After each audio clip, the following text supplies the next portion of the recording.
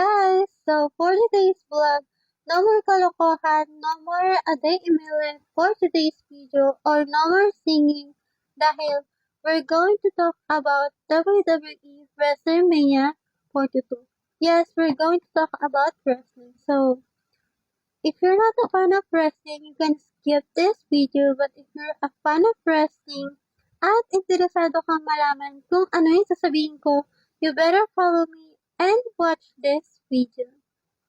So, always ako nagpo-post sa thread about sa wrestling, and there was a lot of people started asking me kung ano yung mga naiisip ko about sa wrestling or ano yung opinion ko, especially sa naganap na WrestleMania 42 nung nakaraan. So, we're going to talk about WrestleMania 42. By the way, I have a lot of favorite wrestlers. Yun ay sina John Cena, Ronda Rousey, Nikki Bella, Stephanie Baker, Cody Rhodes, CM Punk, Randy Orton, Rhea Ripley, Paige, AJ, Brie Bella, Charlotte Flair, Alexa Bliss, Natalia, Naomi, and including yung mga wrestler na wala na sa WWE. So, hindi ko alam yung pagkakasunod-sunod ng match dahil hindi ko siya napanood ang full show. Bali yung match lang talaga yung napanood ko. So, uunahin ko yung laban nila Stephanie Baker versus Liv Morgan for World Women's Championship.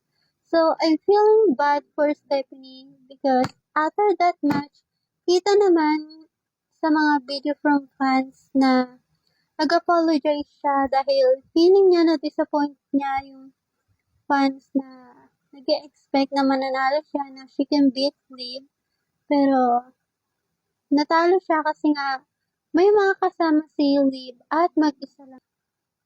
About match, medyo nakakadismaya lang dahil medyo minadanili na yung match. Siguro under 8 minutes lang siya kaya nakakabitin din. Pero congratulations din kay Liv dahil champion na naman siya at nakapaghiganti na nga siya dahil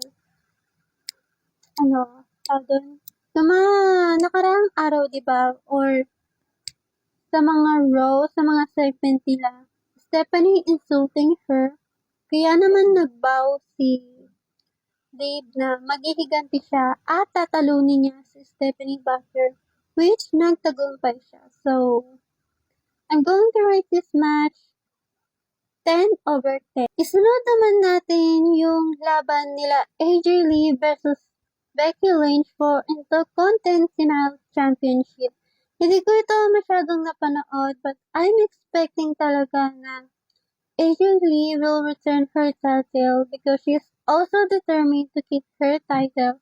At we're expecting nga na matatalo niya si Becky Lynch dahil nga ilang beses na niyang natalo si Becky Lynch nun, di ba? Sa WrestlePalooza, kasama yung asawa niya. Sa Survivor Series, tapos yung nakalimutan ko na kung saan sila naglaban noon for Intercontinental Championship, kung saan niya natalo si Becky Lynch noon. And congratulations to Becky Lynch, by the way. We are so happy for you. So, I'm going to rate this match 8/10. Next naman natin is yung Cody Rhodes versus Randy Orton. Ito talaga yung pinakamadugong laban na napanood ko, promise. If you can see naman talaga napuruhan si Cody na parang natamaan din ata yung mata niya. And I'm so happy that he is still a champion. But we're also expecting that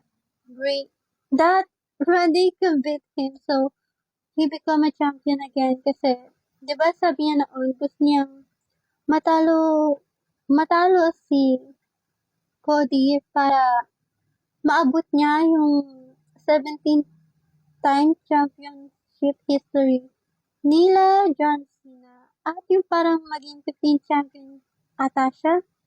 Medyo hindi ko alam kasi lahat ng mga nababasa ko sa news is medyo nakakalimutan ko. Pero yun, pagkakaalam ko talaga, yun yung sinabi niya. Gusto niya maging champion ulit.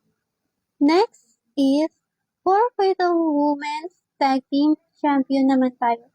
We're so shocked because Paige finally returned, but we already knew that because there was a lot of fan na nag-spoil ng return niya, kaya hindi na masyadong surprise. So, I'm a fan of Bella Twin, so I'm kinda disappointed because Nikki was injured and we're expecting that she was able to compete, and seeing Brie finally won her first tag team championship without her twin sister na kasama niyang nanalo. Feeling, ano yun, di ba? Hindi natin alam kung matutuwa ba tayo kasi natutuwa tayo para kay Brie kasi finally nanalo na ulit siya, naging champion na ulit siya. Pero malungkot din tayo dahil nga kay Nikki kasi alam naman natin na gustong-gusto niya rin talagang manalo at makuha yung tag team champion, lalo na final run na nila ito. So, ito yung pinaka-the best match na napanood ko. So, I'm going to rate this match 10/10. And congratulations kay Bianca Belair, by the way, kasi we're so shocked kasi she is pregnant and we didn't expect that dahil ang pagkakaalam natin is nagpahinga lang siya ng 1 year pero magiging mother na pala siya. So, by the way guys, ipopost ko yung part 2 kasi medyo nakalimutan ko na yung mga sumunod na match, kaya abangan nyo yung part 2. Ipopost ko tomorrow o kaya next week kapag free na ako at hindi na ako busy. So, see you guys soon! Mwah!